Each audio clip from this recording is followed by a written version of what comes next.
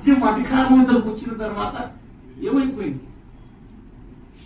నీకు ఇచ్చాడు ఐశ్వర్యం, నీకు ఇచ్చాడు అధికారం, నీకు ఇచ్చాడు మహిమ, నీకు ఇచ్చాడు ప్రభావం. ఇచ్చిన తర్వాత నీ స్థితి ఏంటి?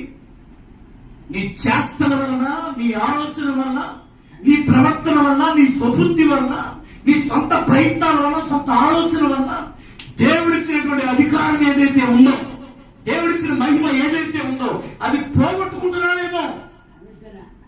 దేవుడు నీతో మాట్లాడుతున్న మాట చాలా జాగ్రత్తగా పరిశీలన చేయాలి. దేవుడు ప్రతి వ్యక్తికి దేవుడు ఒక అవకాశాన్ని కల్పిస్తాడు. అవకాశం చేతికి వచ్చిన తర్వాత చేజార్చుకున్నావా, మళ్ళా నీ చేతికి రావడం కష్టం.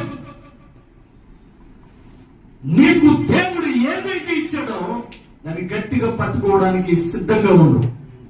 అరే